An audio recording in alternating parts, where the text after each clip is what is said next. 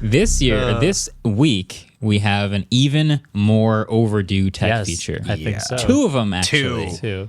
That are legitimately a decade after they should have happened. Yeah. I'm not exaggerating. When I say a decade, I mean actually 10 years after they should have happened. Yeah. The first one. At least. The first one. Google Authenticator adding sync. Now, just for those of you who don't know, who are unaware of how good but bad Google Authenticator is, lots of waves of please use an Authenticator app have happened over the internet's history where you realize, oh, SMS two-factor is better than not two-factor, but really easily sort of hackable, socially engineered. You can kind of get through that. And so we recommend you use an Authenticator app. Yeah. And for years, I've used Google Authenticator.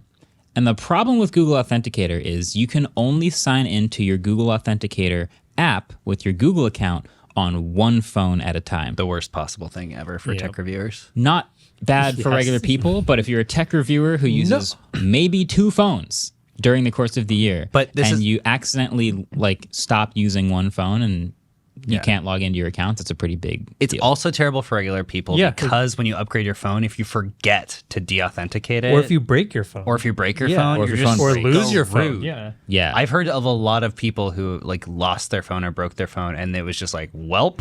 Yeah, GG. you just lost every account that you had that was supposed to be authenticated through Google Authenticator. Hi, me. That happened.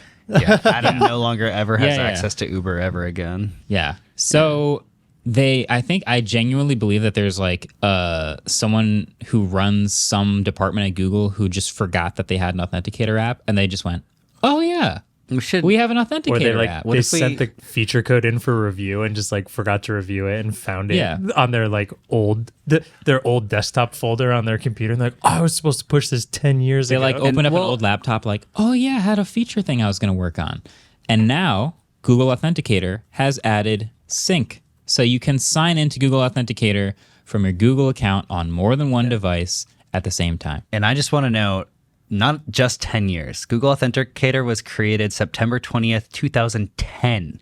So 13 years. That's a long time. You know when Android was made? 2008? Yeah. Not very close. 2009? So this is legitimately one of the most overdue features ever. I actually switched to Authy because I got so tired of not having the ability to just open whatever phone and log in. And so Google, you're just a little too late to have me keep using it, but you're probably literally a decade too late for a lot of other As people. the moron who doesn't like change, I'm still using it. So this weirdly using paid it off still? for me. It'll be great. It'll be much safer for you. Yeah. You can drop your phone in the toilet and not get logged out of every account you own, which is great. So that's the one, Google Authenticator adding sync. Yeah. The other is WhatsApp, renowned crowd favorite WhatsApp. Yeah. Now supports. Do you use it? I do use WhatsApp on one phone because I have some contacts that use WhatsApp.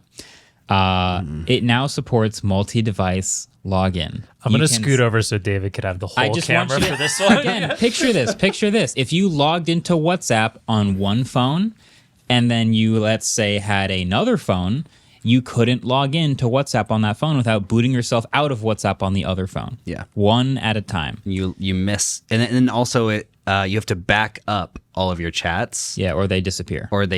So if you don't back it up to your Google Drive, because it's not even through your WhatsApp account that it gets backed up to Google Drive. Then you have to download all of your WhatsApp messages onto your new device. Yeah. And it was single device only, plus one web browser or something. And that didn't work if you were switching ecosystems. So if you were going from Android to iOS, I think they just made it start working. Yeah, recently. Yeah, so recently WhatsApp's been adding a lot of features that they should have had a long time ago. But I just gotta say, is the most frustrating thing for me in the universe that WhatsApp has become the de facto messaging app for the planet. Is it just because it's a bad app? It's many things. It's bad. It's many things. It's bad. really bad. Yeah. Number one. Wait, can I pause you right there? This is going to be the most engaged podcast we've...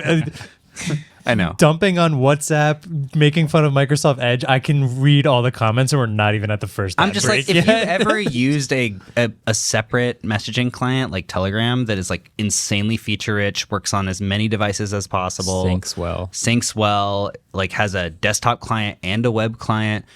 The thing, I mean, specifically for tech reviewers, WhatsApp was extremely terrible because you would switch phones and you would forget to back up your chats and then you would just lose everything. We actually, a couple of years ago, like a bunch of tech reviewers, we all had this like thing where we told all the PR people, hey, we're not using WhatsApp anymore because we keep losing all our messages. We're on Telegram now. If you want to contact us, go to Telegram. And it actually worked. Nice. So I have like a lot of people on Telegram now. So join Telegram because it's great. But okay, so number one was that it's bad, right? Yep. Number two, it's owned by Meta. Like, come on. Small detail. I use obviously a bunch of different phones during the year, which is not normal, but I have an Android phone in my right pocket and an iPhone in my left pocket. And as we know, Android phones, like, we go through a lot of them as we review them when we switch our whole life over to them, and it would be incredibly annoying to refresh my entire WhatsApp history every time I review a new Android phone. So I keep WhatsApp on my iPhone because at least that phone's in my pocket for a whole year before I test the next iPhone. Yeah. But still, every new iPhone Gotta just back have it to up. go through this whole process, and I didn't back it up. I lost my chats every time Yep. because I just like get the new phone, set it up, and it just sign into everything. So I sign into WhatsApp and it's fresh, and then the other one goes bye, and then it just loses everything. Yep. So these are overdue features. I would say on a scale of the most overdue, Google Authenticator. Google Authenticator is We can all agree on that, probably right? at the top of the list. Yeah. Then probably a toss up between print screen and WhatsApp. I feel like print screen might be longer overdue, but But I just can't Windows believe Shift WhatsApp- S was there the whole time. I'm just a Yeah. moron. So maybe you the didn't know WhatsApp that? is a more important. I think WhatsApp is the more important feature. Update. Yeah. And it's up to 4 devices, so that's Yes. at least better. Better. I fully understand that this is a much bigger problem for like tech reviewers who switch phones a lot. Yes. But still.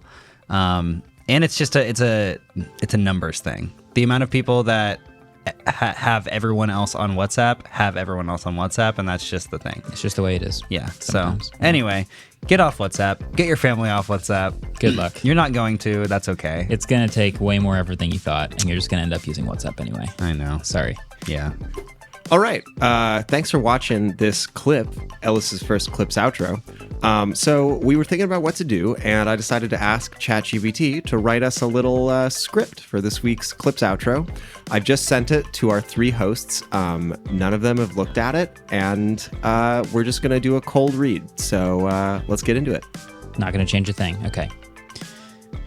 Hey there. Thanks for tuning into Waveform. We hope you enjoyed hearing from our trio of tech-savvy amigos, Marquez Brownlee, Andrew Manganelli, and David Amell. But wait, where did David go? Oh no. Camera pans to reveal David frantically searching for his lost AirPods. Ah, there he is. David holds up his AirPods with a relieved look. Anyway, if you liked what you heard, don't forget to subscribe to our podcast and hit that like button. And if you didn't like it, well, we won't tell anyone. Thanks for watching, and we promise to bring you more laughs, insights, and lost AirPods in the next episode of Waveform. So creatives, they're coming for your job. This is proof. Those aren't AirPods. These are not AirPods.